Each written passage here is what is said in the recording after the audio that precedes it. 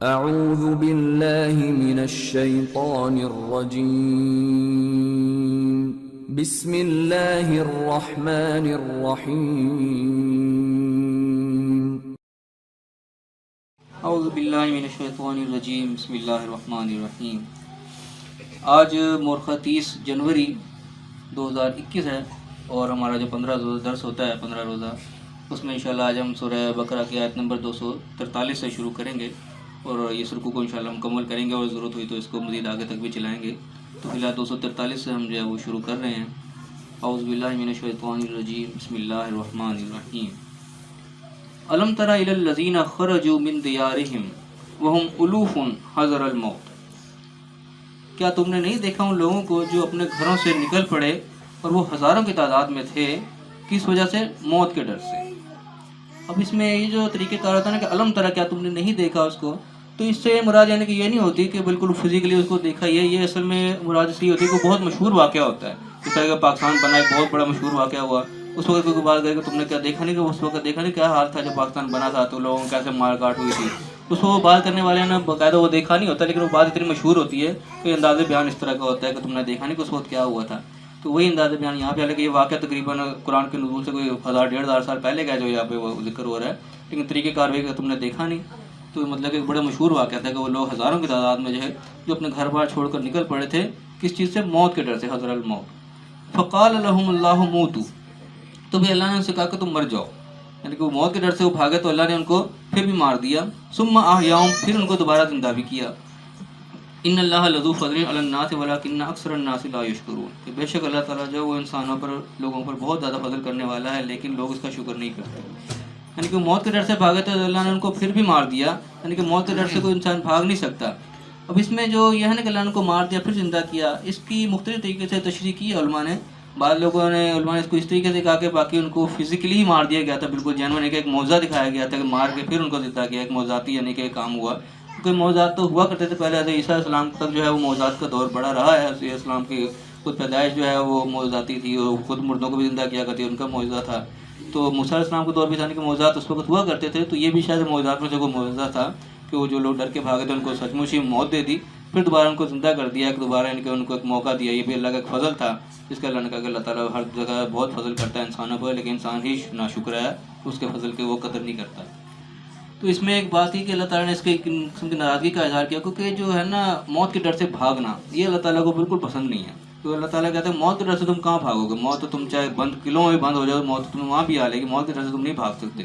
اس طرح تو جنگ کے دوران بھاگ گیا ہے کہ جو جنگ میں پیٹ کر کے بھاگ جائے، سوائے 2 چیزوں کے ایکسیپشن دی کہ یہ تو ہے کہ اگر کوئی جنگی چال نہ چل رہا ہو، یا پھر اپنے پیچھے جو ہے جماعتوں کے ساتھ ملنا چاہ رہا ہو، 2 صورتوں میں سے وہ پیٹ پھیر سکتا ہے۔ اگر ان 2 کے علاوہ اس نے بھاگنے کی خاطر سے پیٹ پھیری کہیں بھی، تو وہ بھی اللہ کے غضب میں آ گیا، اور اس کے لیے جہنم کا ٹھکانہ، اللہ کے بڑے سخت الفاظ ہیں۔ تو یہ موت کے ڈر سے بھاگنا جو ہے یہ اللہ تعالیٰ کو پسند نہیں ہے۔ تو یہاں بھی جب وہ موت کے ڈر سے بھاگا تو اللہ نے کہا کہ تم مر جاؤ، پھر دوبارہ ان کو زندہ بھی کیا۔ اس کے بعد حکم دیا کہ وہ قاتلوا فی سبیل اللہ، لڑو اللہ کی راہ میں۔ اصل میں اللہ نے یہ حکم دیا کہ لڑو، شاید لڑنے کے ڈر سے وہ بھاگ رہے تھے، جو بھی ان کا معاملہ تھا، تو بعد اللہ نے حکم دیا کہ لڑو اللہ کی راہ میں۔ وَاعْلَمُوا أَنَّ اللَّهَ سَمِيعٌ عَلِيمٌ، اور جان لو کہ اللہ تعالیٰ سننے والا بھی ہے اور جاننے والا بھی ہے، یعنی کہ جو تم حکم دے رہے ہو، تم سن رہے ہو کیا کر رہے ہو، اللہ تعالیٰ وہ بھی سن بھی رہا ہے، اور جو تم اس کے لیے کرو گے اللہ تعالیٰ جانتا بھی ہے۔ یہ نہیں کہ تم اس کے لیے کوئی کام کرو اس کے لیے لمبی نہ ہو، یعنی کہ انسان کسی کے لیے جان بھی دے دے، اس کو پتہ ہی نہ ہو کہ میرے لیے کیا کیا گیا، تو اس کی ساری محنت غارت گئی، لیکن اللہ تعالیٰ سنتا بھی اور جانتا بھی تم اس کے لیے کیا کر رہے ہو۔ اگر میں کہ من ذا الذی یقرض اللہ قرضا حسنا، کون ہے جو اللہ کو قرض حسنا دے، یعنی کہ اللہ تعالیٰ کو قرض حسنا دینا۔ یہ قرض حسنا کا خاص طور پہ جو ہے نا تذکرہ ان مقامات پہ آتا ہے جہاں پہ جنگ وغیرہ کے جگہوں پہ جو ہے خرچ کیا جاتا ہے، خاص طور پہ جہاں پہ دین کو یعنی کہ نافذ کرنے کا معاملہ ہوتا ہے، وہاں پہ جو اللہ کے راہ میں خرچ کیا جاتا ہے اس کو اللہ تعالیٰ اپنے ذمہ قرض تصور کرتا ہے۔ فَيُضَاعِفُ لَهُ أَضْعَافًا كَثِيرًا، تو اس کو بہت زیادہ لوٹا کے واپس کرے گا اللہ تعالیٰ۔ یعنی کہ اللہ تعالیٰ کو اکسا رہا ہے، دعوت دے رہا ہے اس چیز کہ کون اللہ کے راہ میں خرچ کرے گا، اللہ کو قرض دے گا۔ تو جو قرض دیا جاتا ہے اس کو ظاہر ہے کہ لوٹایا جاتا ہے لازمی، تو اللہ تعالیٰ اپنے اوپر اس کو قرض تصور کرتا ہے کہ اس کو کئی گنا بڑھا کے اللہ تعالیٰ لوٹائے گا۔ واللہ یقبض ویبسط، اللہ تعالیٰ جو ہے وہ تنگ بھی کرتا ہے اور کشادگی بھی کرتا ہے، یعنی کہ اللہ کے راہ میں جو مال خرچ کیا جائے گا تو اللہ تعالیٰ کے ہاتھ میں ہے، چاہے تمہارے مال کو گھٹا بھی دے چاہے بڑھا بھی دے، اس کے راہ میں اگر تم نہیں خرچو گے اللہ تعالیٰ ویسے تمہارا مال گھٹا سکتا ہے، اور خرچ کر دو گے تو اللہ تعالیٰ اس کے اور بڑھا بھی سکتا ہے۔ اصل چیز تو اللہ کے ہاتھ میں ہی ہے، جو بھی رزق روزی ہے وہ اللہ تعالیٰ اس کا اسباب پیدا کرتا ہے۔ وَإِلَيْهِ تُرْجَعُونَ، تم سب نے رجوع بھی اسی کی طرف ہی کرنا ہے، یعنی کہ آخر پھر اسی کے سامنے جانا، کہ نافرمانی کرو گے تب بھی اسی کے سامنے جاؤ گے، فرما برداری بھی کرو گے تب بھی لوٹنا تو ادھر ہی ہے. تو بہتر ہے کہ تم فرما برداری کرو، اللہ کے اوپر قرض اس کو دو، اس کی راہ میں خرچ کرو تو تمہیں دگنا چوگنا کر کے لوٹائے گا. اس کے بعد پھر آیا کہ الم تری الی الملاء، کیا تم نے ان سرداروں کی طرف دیکھا، بنی اسرائیل، جو کہ بنی اسرائیل کے تھے، من بعد موسیٰ کے بعد، یعنی کہ موسیٰ علیہ السلام کے وفات کے بعد جو ان کے پیچھے سردار تھے ان کے بارے میں یہاں پہ آ رہا ہے. اس قالوا لنبی، جب انہوں نے اپنے نبی سے کہا، لہم ابعث لنا ملکا نقاتل فی سبیل اللہ، کہ آپ ہم پر کوئی بادشاہ مقرر کر دیں، کوئی ایسا ہمارا امیر مقرر کر دیں کہ ہم اللہ کی راہ میں جنگ کریں. انہوں نے اپنے نبی سے کہا کہ آپ ہمیں کوئی بادشاہ مقرر کر دیں کہ ہم اللہ کی راہ میں لڑیں. تو انہوں نے نبی نے جواب دیا، قال هل عصیتم ان کتب علیکم القتال الا تقاتلوا، کیا کہیں ایسا تو نہیں ہوگا کہ جب تم پہ اگر فرض کر دیا جائے جنگ، تم پہ لکھ دی جائے کہ ٹھیک ہے تم لڑو، اس کے بعد تم نہ لڑو، ایسا تو نہیں کرو گے تم کہیں؟ ابھی تو تم کہہ رہے ہو کہ بادشاہ مقرر کر دیا ہم لڑیں گے، پھر اب باقی ہو جائے تم بھاگ تو نہیں جاؤ گے. قالوا، کہنے لگے، وما لنا، ہمیں کیا ہوگا، ہمیں کیا ہوا کہ اللہ نقاتل فی سبیل اللہ، کہ ہم اللہ کی راہ میں نہ لڑیں، یعنی ہم کیوں نہیں لڑیں گے، ضرور لڑیں گے. وقد اخرجنا من دیارنا، اور ہم تو اپنے گھروں سے نکال دیے گئے، وہ ابنائنا، اور اپنے بیٹوں سے ہم دور کر دیے گئے، تو ہم کیوں نہ لڑیں. یہ انہوں نے ایک دعویٰ کیا، اپنا بڑا ارادے کا اظہار کیا، ہم ضرور لڑیں گے. فلما کتب علیہم القتال، جب ان کے اوپر قتال جو ہے وہ فرض کر دیا گیا، ان کو لکھ دیا گیا، حکم ہو گیا ٹھیک ہے اب لڑو، تولو، تو پھر گئے، مڑ گئے. الا قلیل منہم، مگر چند لوگ ان میں سے، یعنی کہ انہوں نے پہلے جو بڑا ہمہ دعویٰ سے کہا کہ ہم لڑیں گے، لیکن جب واقعی جب موقع آیا تو بھاگ گئے، یعنی کہ جو نعرے تھے اور بڑا جوش جذبہ تھا وہ کھوکھلا ہی نکلا. الا قلیل منہم، مگر چند لوگ ان میں سے تھے جو کہ قائم رہے، ورنہ باقی سب بھاگ گئے. واللہ علیم بالظالمین، اللہ تعالیٰ ایسے ظالموں کو خوب جانتا ہے. یہ یعنی کہ ہر دور میں تقریباً ایسے لوگ ہوتے ہیں جو کہ بس کھوکھلے نعرے بازی ہوتے ہیں، جب وہ موقع آتا ہے تو وہ بھاگ جاتے ہیں. آج کل کے بھی دور میں ایسے لوگ موجود ہیں جو کہ نعرے تو بڑے لگاتے ہیں، جناب نعرے لگا رہے ہوں گے کہ جناب کیا کہتے ہیں غلام رسول پہ اور موت بھی قبول ہے اور یہ ہے وہ ہے، بڑے بڑے نعرے لگا رہے ہوتے ہیں. غلام رسول میں 5 وقت نماز کو قبول نہیں ہوتی، نمازی کوئی نہیں ہوں گے، لیکن نعرے بڑے لگا رہے ہوں گے. اور نہ غلام رسول میں نہ وہ کوئی داڑھی رکھ رہے ہوں گے، نہ کوئی روزے رکھ رہے ہوں گے، بے روزہ، یعنی کہ صحت مند بھی ہوتے بھی روزے کوئی نہیں رکھ رہے ہوتے.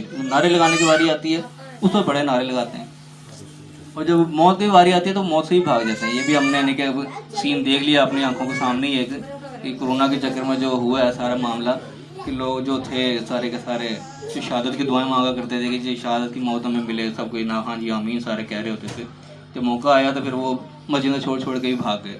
یہاں پہ یعنی کہ نا کہ جب وہ اپنے گھروں سے نکل کے ہزاروں کی تعداد میں تھے، اب آج کل جب قرآن نازل ہو رہا تھا تو 20 واقعے کا آیا تھا، دیکھا ان لوگوں کو جو اپنے مسجدوں کو بھی چھوڑ کے بھاگ گئے اور وہ لاکھوں کی تعداد میں تھے. آج کل جو سین ہوا ہے وہ اسی قسم کا ہی ہوا ہے. ویسے نہ بڑے یعنی کہ شادی کی دعائیں کرتے رہے، لیکن حالانکہ آپ صلی اللہ علیہ وسلم کا بڑا واضح فرمان ہے یہ وبائی مرض جو آیا کہ جس علاقے میں وبائی مرض پھیلے وہاں کوئی جائے بھی نہ، لیکن جس علاقے میں پھیلے وہاں والا کوئی باہر بھی نہ نکلے، سکون سے وہاں کچھ نہیں ہونے لگا. کوئی اس وبائی مرض میں مر بھی جائے گا تو اس کو شہادت کا رتبہ ملے گا. اتنی بڑی یعنی کہ خوشخبری ہے. جب موقع آیا شہادت کا وقت لینے کا اس کو سب بھاگ بھوگ گئے. یہ کھوکھرے نالے انہوں نے بھی اس طرح کے لگائے، آج کل کے بھی اس طریقے سے لوگ ہیں موجود. اس کے بعد کہا کہ وقال لهم نبیہم، ان کے نبی نے ان سے کہا، ان اللہ قد بعث لکم طالوت ملکا، کہ اللہ تعالیٰ نے تم پر طالوت کو بادشاہ مقرر کر دیا ہے. قالوا، وہ کہنے لگے، انا یکون له ملک، اس کے لیے بادشاہت کیسے ہو سکتی ہے، علینا ہمارے اوپر، کہ وہ ہم پر کیسے بادشاہ مقرر ہو سکتا ہے. ونحن احق بالملک، ہم زیادہ حقدار ہیں، یعنی کہ بادشاہت ہمیں ملنی چاہیے. ولم یؤتا سعۃ من المال، اس کو تو کوئی مال کے بھی کوئی اتنی وسعت نہیں دی گئی، کوئی مال دولت والا بھی نہیں ہے، اس کو کہاں سے بادشاہ کر دیا مقرر. یعنی کہ وہ جو بات بھی کر رہے تھے ان کی بھی ان کو کھوٹ تھا، نیت شیت یہ تھی کہ ہمیں بادشاہ مقرر کر دیا جائے گا وقت نبی سے، ان سے کوئی ہم فتویٰ لے لیں اپنے ذمے کہ ہم بادشاہ ہمیں مل جائے. جو بادشاہ ملی کسی اور کو، وہ کہنے لگی یہ کیسے ہو گیا جی، ہم بادشاہ تو ہمیں ملنی چاہیے تھی.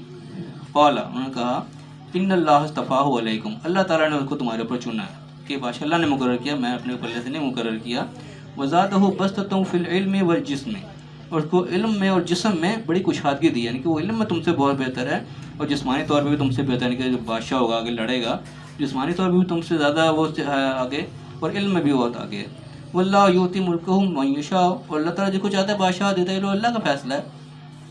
واللہ واسع علیم، اللہ تعالیٰ بڑی وسعت والا اور علم والا ہے، وہ زیادہ بہتر جانتا ہے کس کو ہونا چاہیے. تم اپنے مال دولت پہ بیس پہ کہہ رہے کہ ہمیں ہونا چاہیے تھا، تو یعنی کہ بادشاہ تو یا سپاہ سالاری، کیونکہ مال دولت کی بیس پہ نہیں ہوتی، بلکہ انسان جو سمجھدار جو کہ علم والا ہو اور جسم والا ہو، اللہ تعالیٰ نے اس کو چنا ہے. فرمایا کہ وقال لهم نبیہم، اور ان کے نبی نے ان سے کہا کہ انا آیت ملک ہی، کہ اس کے بادشاہ کی نشانی یہ ہوگی ان یاتیکم التابوت ہو، کہ تمہارے پاس ایک تابوت آئے گا فیہ سکینۃ، جس میں تمہارے لیے سکونت ہوگی، یعنی کہ ایک دل کی تسکین کا ایک سامان ہوگا، تمہارے پاس تابوت آئے گا من ربکم، تمہارے رب کی طرف سے، وہ بقیۃ مما ترک آل موسیٰ و آل ہارون، اس میں وہ باقیات ہوں گی جو موسیٰ علیہ السلام اور ہارون علیہ السلام چھوڑ کے گئے تھے، یعنی کہ یہ نشانی بھی ہوگی ان سے، یعنی کہ وہ چیزیں تھیں تبرکات، موسیٰ علیہ السلام کا عصا تھا، اس میں جو من و سلوہ وہاں سے نازل ہوتا تھا آسمان سے، وہ کچھ چیزیں تھیں جو تابوت کے اندر تھیں، وہ ان سے گم ہو چکا ہوا تھا۔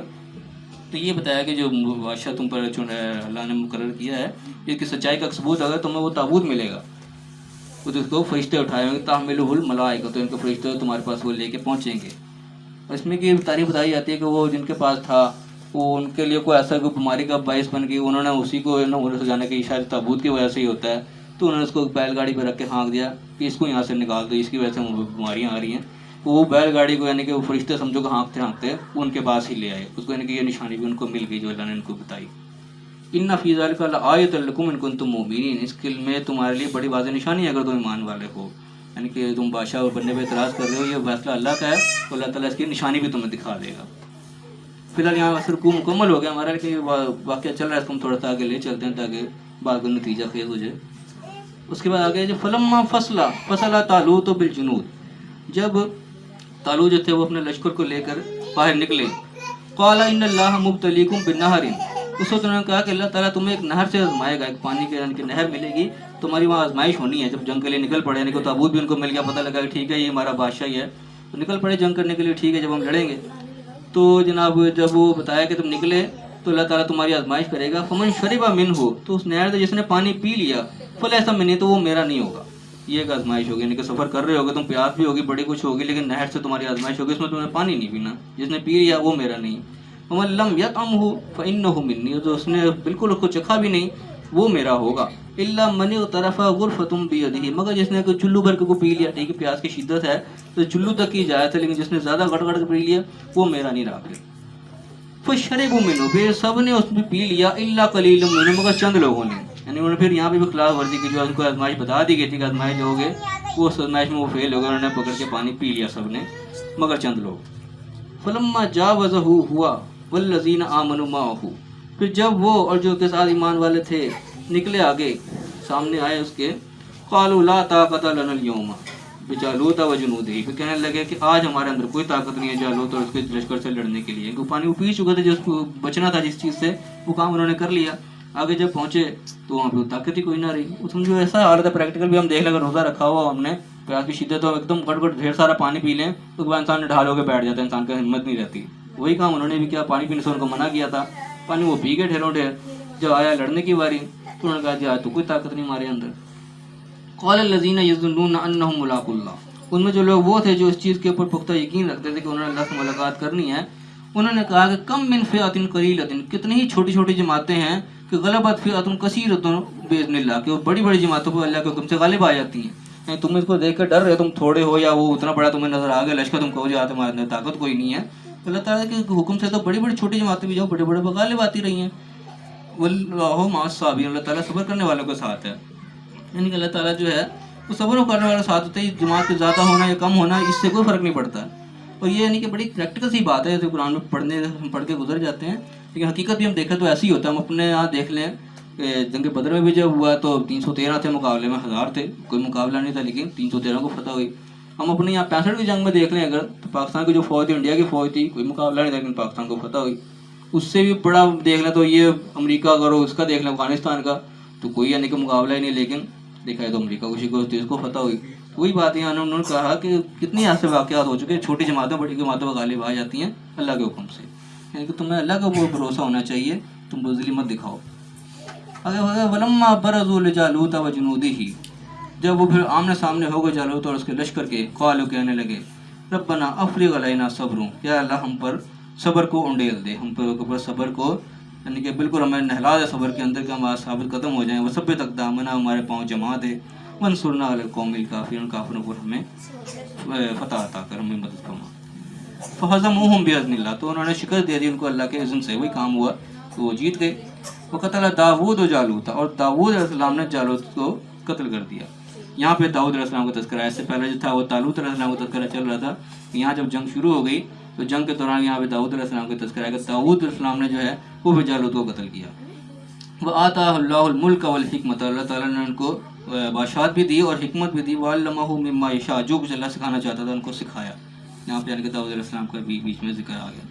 وَلَوْلَا دَفْعُ اللَّهِ النَّاسَ بَعْضُهُم بِبَعْضٍ لَفَسَدَتِ الْأَرْضُ. اللہ تعالیٰ بعض جماعتوں کو بعض سے اگر دفع نہ کرے, ایک دوسرے سے شکست نہ دے, ہٹائے نہ, زمین میں فساد پیدا ہو جائے. یعنی کہ اکثر ایسا ہوتا ہے کہ دونوں برابر کی ٹکر ہی ہوں گی تو پھر تو فساد ہی برپا ہوتا رہے گا, برابر جاوا آتا رہے گا. لیکن اللہ تعالیٰ ایک کو فتح دے دیتا اور ایک کو جو ہے شکست دے دیتا تاکہ زمین پر امن و امان ہو جائے. تو جب فتح یاب ہو جائے تو ظاہر پھر امن ہو جاتا ہے, اور نہ تو برابر لڑتے رہے پھر تو فساد ہی فساد ہوگا. تو اللہ نے کہا کہ اللہ بعض کو بعض سے نہ دفع کرے تو زمین پر تو فساد ہو جائے. ولیکن اللہ ذو فضل علی العالمین, کہ اللہ تعالیٰ جو ہے بہت فضل کرنے والا ہے انسانوں پر, پورے جہانوں پر. تلک آیات اللہ نتلوہا علیک بالحق, یہ وہ آیات ہیں جو ہم حق کے ساتھ تم پر تلاوت کرتے تمہیں سنا رہے ہیں. وَإِنَّكَ لَمِنَ الْمُرْسَلِينَ, بے شک جو ہے آپ رسولوں میں سے ہیں, پیغمبروں میں سے ہیں. یعنی کہ اتنا پرانا واقعہ جو بیان کیا ہے, آپ پیغمبر ہی, یہ آپ کے بڑے نشانی ہے اس چیز کی کہ آپ اتنے پرانے واقعے کو بیان کر رہے ہو. نہ کسی کو کیا پتہ کہ اس نے 1000 سال پہلے کیا ہوا. تو یہ ہے کہ اللہ نے کہا کہ ہم آپ کو حق کے ساتھ یہ بتا رہے ہیں, اور اس بات کا ثبوت ہے کہ بے شک آپ رسولوں میں سے, پیغمبروں میں سے ہی ہیں. یہاں پہ جو یہ واقعہ مکمل ہوتا ہے. یہاں پہ جو ہے ہمارا دوسرا سپارہ جو ہے وہاں ختم ہو رہا ہے. انشاءاللہ اس کے بعد اگلے درس ہم تیسرا سپارہ شروع کریں گے. تو فی الحال ہمارا درس انشاءاللہ یہاں پہ آج مکمل ہوتا ہے. اس کا خلاصہ ہم جو ہے وہ شروع سے دیکھ اتنے ڈیٹیل جو آئی ہے. اس میں اللہ تعالیٰ نے سب سے پہلے یہ کہا تم نے ان لوگوں کو نہیں دیکھا جو کہ ہزاروں کی تعداد میں سے اپنے گھروں سے نکلے موت کے ڈر سے. سب سے پہلے یہاں یہ سبق ملتا ہے ہمیں موت سے نہیں بھاگنا چاہیے. اللہ تعالیٰ کو موت سے بھاگنا قطعاً پسند نہیں ہے. اللہ نے پھر بھی ان کو موت دے دی, موت سے بھاگے اللہ نے پھر بھی ان کو مار دیا, پھر دوبارہ زندہ کیا. یہ اللہ کا فضل تھا جو اللہ تعالیٰ کسی نہ کسی انداز میں اپنے سب لوگوں پر کرتا ہے فضل, لیکن لوگ اس کا شکر نہیں کرتے, اس کو سمجھتے نہیں. پھر اللہ نے حکم دیا کہ لڑو اللہ کی راہ میں, اور اللہ تعالیٰ جو ہے سننے والا بھی ہے, جاننے والا بھی ہے. اس کے بعد ایک اور ترغیب دلائی کہ کون جو اللہ کو قرض دے, قرض حسنہ, بہترین قرض, تو وہ اللہ تعالیٰ اس کو دگنا چوگنا کر کے بہت بڑا چڑھا کر کے واپس لوٹائے. اللہ تعالیٰ نے ایک دعوت دے رہا ہے اس چیز کی.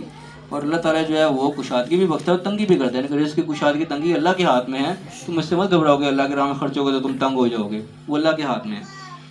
اس کے بعد پھر بنی اسرائیل کے ان سرداروں کو تذکرہ کیا جو موسیٰ علیہ السلام کے بعد جنہوں نے اپنے نبی سے کہا کہ آپ ہم پہ کوئی بادشاہ مقرر کر دیں کہ ہم اللہ کی راہ میں لڑیں. تو نبی جو وقت کے تھے اس وقت, انہوں نے کہا کہ تمہیں اگر لڑنے کا حکم دے دیا جائے تم بھاگ تو نہیں جاؤ گے, لڑ بھی لو گے نہیں کہیں. انہوں نے کہا کہ ہم کیوں نہ لڑیں گے, ہم تو اللہ کی راہ میں ضرور لڑیں گے. ہم تو اپنے گھروں سے نکالے گئے اور جناب اپنے بیٹوں سے ہم تو دور کر دیے گئے. یعنی کہ انہوں نے وہ ایک کھوکھلا نعرہ لگایا کہ ہاں جی ہم لڑیں گے, ہم جان دیں گے. لیکن جب وقت آیا ان پہ قتال فرض کیا گیا, سب بھاگے, تو لوگ مڑ گئے الا قلیلا, مگر چند لوگ. تو اللہ تعالیٰ ظالموں سے خوب جانتا ہے جو کہ اس قسم کے کھوکھلے نعرے بازی کرتے ہیں. اس کے بعد ان کے نبی جب ان کو کہا کہ ٹھیک ہے بادشاہ تم پر مقرر کر دیا گیا, طالوت کو بادشاہ مقرر کر دیا, اس وقت ان کو اعتراض ہو گیا کہ یہ کیسے ہو سکتا ہے, اس کو ہمارے اوپر کیسے فضیلت دے دی گئی, اصل میں تو مال بھی اس کے پاس کچھ نہیں ہے, ہم زیادہ حقدار ہیں کہ ہمیں ملتی بادشاہت. تو انہوں نے جواب دیا ان کے نبی نے کہ ان کو اللہ نے چنا ہے, وہ تم سے جسم میں اور علم میں بہت زیادہ ہیں, یہ اللہ کی یعنی کہ وہ ہے سلیکشن, تمہاری نہیں ہے. اور اس کے بعد اللہ نے ان کی نشانی بھی دکھائی ان کے نبی نے کہ ان کے لیے نشانی بھی ہوگی کہ تمہارے پاس ایسا تابوت آئے گا جس میں تمہارے لیے سکینت ہوگی اور وہ باقیات ہوں گے جن کو تم تلاش کر رہے ہو. موسیٰ علیہ السلام کے, ہارون علیہ السلام کے جو معجزات اور تبرکات وہ تمہیں ملیں گے. یہ اس کی نشانی ہے کہ اللہ نے ان کو چنا ہے. اور اس کے بعد جب موقع آیا, جب لشکر لے کر نکلے, تو ان کو بتایا گیا کہ تمہاری آزمائش ہونی ہے نہر کے ساتھ, پانی کے ساتھ, تو جو پی لے گا اس میں سے وہ میرا نہیں ہوگا, تو جو اس کو نہیں چکھے گا وہی میرا ہوگا. تو انہوں نے اس آزمائش سے بھی نہ وہ فیل ہو گئے, انہوں نے اپنے پانی پی لیا. اور جب پھر موقع آیا تو کہنے لگے آج ہمارے اندر طاقت کوئی نہیں ہے. اس وقت بھی جو ثابت قدم لوگ تھے انہوں نے یہی کہا کہ تم لشکر کو دیکھ کے کیوں ڈر رہے ہو, تو اللہ تعالیٰ اس کی طاقت کو کوئی حیثیت نہیں رکھتا. کتنے واقعات ایسے ہو گئے کہ چھوٹی جماعتیں بڑی جماعتوں پر غالب آتی ہیں اللہ کے حکم سے, اللہ تعالیٰ صبر کرنے والوں کے ساتھ ہے. تو پھر جب وہ آمنے سامنے ہوئے تو اللہ سے دعا کی, یعنی کہ دعا آخری چیز ہوتی ہے, جب اپنی طرف سے پورا ٹل لگا لیا تو اللہ سے دعا کی کہ اللہ ہم جتنے بھی ہم حاضر ہو گئے ہیں تو ہماری مدد فرما اور ہمارے ثابت قدم کرتے ہمیں اور کافروں پر ہمیں فتح دے. پھر اللہ تعالیٰ نے فتح دی ان کو اور انہوں نے شکست دی, اور داؤد علیہ السلام نے جو ہے وہ جالوت کو قتل کر دیا. تو اللہ تعالیٰ نے ان کو بادشاہت بھی دی اور حکمت بھی دی اور علم بھی سکھایا جو اللہ نے چاہا. اور اللہ نے بتایا کہ اللہ تعالیٰ اس طرح بعض کو بعض سے اگر دفع نہ کرے تو زمین ساری فساد سے ہی بھر جائے. تو اللہ تعالیٰ کا یہ بھی فضل ہے جو اللہ سب جہانوں پر کرتا ہے. اور یہ وہ آیات ہیں جو ہم حق کے ساتھ تم پر بیان کر رہے ہیں, اور یہ اس بات کا ثبوت ہے کہ تم اللہ کے سچے پیغمبر ہو. یہ سارا خلاصہ اس رکوع کا تھا. اللہ تعالیٰ ہمیں صحیح سمجھنے, صحیح عمل کرنے کی توفیق عطا فرمائے. آمین.